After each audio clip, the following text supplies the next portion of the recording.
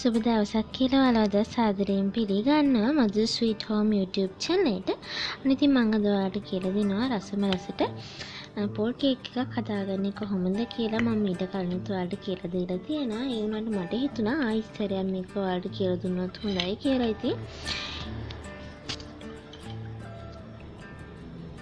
ඉතින් ගොඩක් රසට හොඳ පැණි පාටට පැණි රසට හොඳ සොෆ්ට් එකට තියෙන කේක් එකක් තමයි අද මම මේ ඔයාලට හදන්න කියලා දෙන්නේ. ඉතින් ඔයාලට පුළුවන් මේ වීඩියෝ එක බලලා ගෙදරදී මේ වගේ රසම රස පොල් කේක් එකක් හදාගන්න.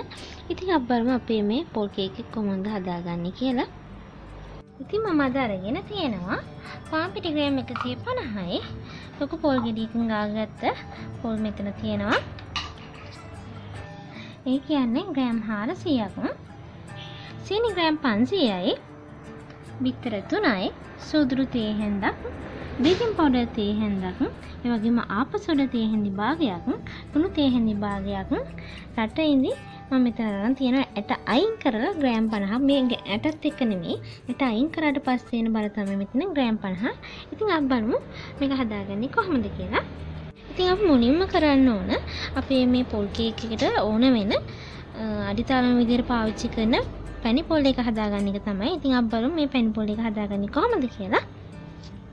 ඉතින් මම මුලින්ම කරන්නේ මේ විදිහට භාජනයක් ලිපේ රත් වෙන තියලා ඒකට සීනි මේස් හැඳි දෙකක් මේ විදිහට දාගන්නවා. ඉතින් අපි දැන් මේ සීනි ටික හොඳට කළු පාට වෙනකන් කැරමල් කරගන්න ඕන. ඔයාලට පේනවා ඇති අපේ දැන් සීනි ටික හොඳට කරවලා තියෙන්නේ. ඉතින් මම දැන් මේ වෙලාවේදී උණු වතුර කෝප්ප කාලක් විතර මේ විදිහට දාගන්නවා. ඊළඟට මම දැන් මේකට අපේ ඉතුරු සීනි ටික මේ විදිහට එකතු කරගන්නවා.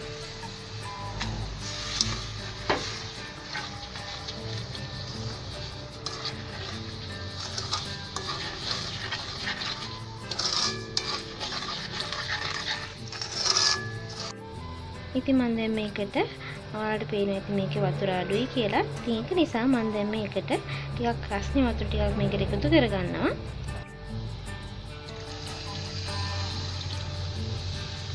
දැන් අපි අපේ මේ සීනි ටික හොඳට දිය වෙනකන් මේ ටික උන් කරගන්න ඕන.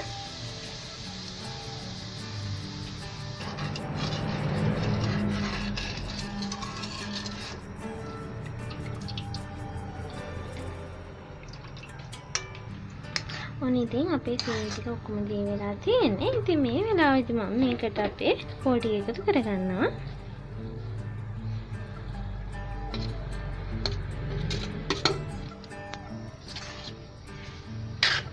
ඒ වගේම මම දැන් මේකට අපේ එකතු කරගන්නවා.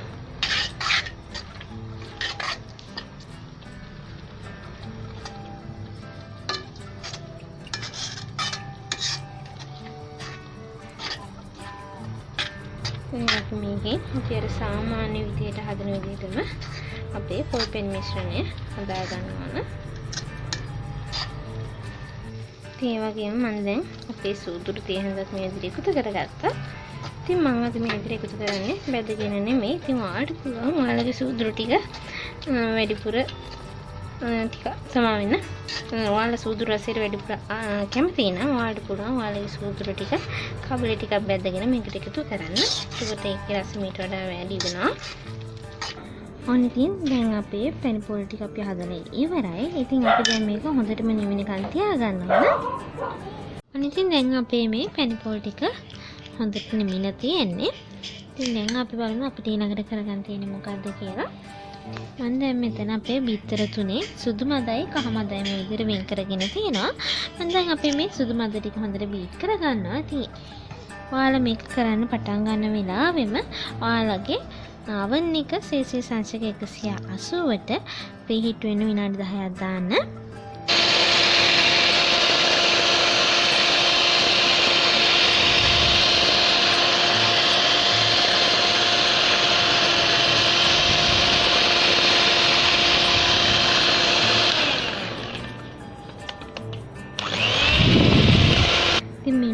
හොඳට අපේ බිත්තර ටික බීට් කරගන්න ඕන. මම දැන් කරන්නේ අපේ මේ පාන් පිටි ටිකට බේකින් පවුඩර්, ඒ වගේම බේකින් සෝඩා මේක දාලා මේකට හොඳට කවලම් කරගන්නවා. ඔයාලට පුළුවන් මේක පෙනේනකින් හල්ලා වුණත් ගන්න. ඊළඟට මම දැන් කරන්නේ අපේ මේ පැණි පොල් මිශ්‍රණයට අපේ බිත්තර කහමද ටික මේකේ දාගන්නවා. දාගෙන මේ විදිහට මේක හොඳට කවලම් කරගන්න ඕන අපි.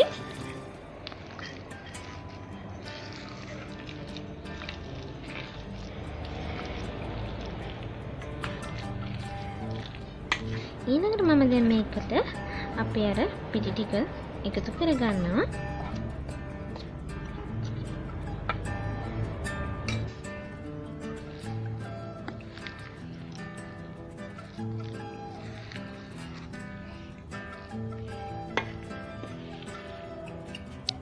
ඉතින් මේ විදිහට අපේ පිටි ටික ඔක්කොම දාගෙන මේ පිටි ටික හොඳින් කවලම් වෙනකන් මේ විදිහට කවලම් කරගන්න ඕන.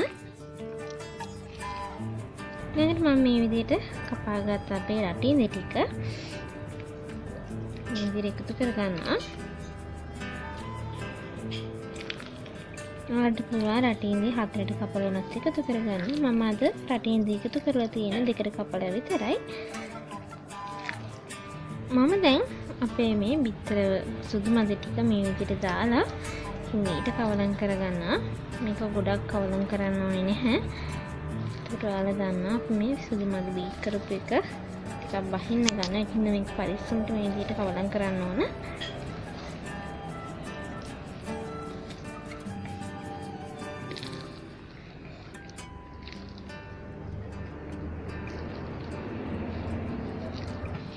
ඉතින් අපේ දැන් මේ බැටර් එක හදාගෙන ඉවරයි.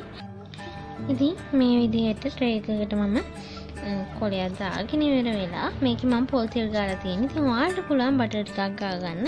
මම කරේ පොල් තෙල් ටිකක් ගාලා මේකට පාන් පිටි ටිකක් ලියගෙන තියෙනවා. ඉතින් මේ විදිහට හදාගත්ත අපේ ට්‍රේ එකට මම අපේ පොල් කේක් බැටර් එක මෙතන දා ගන්නවා.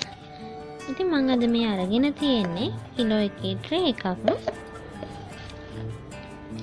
ඉතින් දැන් අපි මේක සෙල්සියස් අංශක 180 විනාඩි 40ක් විතර හොඳින් බේක් කරගන්න ඕන.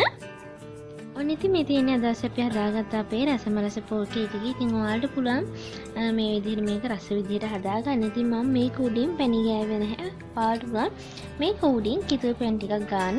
මේක oven එකෙන් එළියට ගත්ත ගමන්. ඊට පස්සේ නෙමෙයි මේක නෙවෙන්න කලින් අපි oven එකෙන් එළියට ගත්ත ගමන් තමයි මේක උඩ පැන් ටිකක් ගන්නවා නම් ගන්න ඕනේ. ඉතින් මම නම් ගාගත්තේ නැහැ. මොකද ඔයාලට පේනේවි මේක මැද ගොඩක්ම සොෆ්ට් එකට තියෙන ඒ වගේම හොඳ පැණි පාට විතරක් නෙමෙයි මේක හොඳ පැන් රසට තියෙන කේක් එකක් තමයි අපි මේ හදලා තියෙන්නේ. ඉතින් හදන්නත් හරිම ලේසි. මම කියව විදිහට ඔයාලත් අනිවාර්යෙන් හදලා බලන්න. හදලා ඔයාලගේ අදහස් පල්ලෙහින් කමෙන්ට් කරගෙන යන්න අමතක කරන්න එපා. ඉතින් ඒ වගේම ඔයා මේ වීඩියෝ එකට කැමති නම් පුංචි ලයික් එකක් දාන්න, තවත් කෙනෙක් බලන්න ෂෙයා කරන්න. අපේ channel එකට එකතු වෙන්නේ නැති කෙනෙක් නම් මම ආයෙත් කියනවා පහත subscribe button එක එකතු වෙලා ක්ලික් කරලා අපිත් එක්ක මේ දැන් එකතු වෙන්න.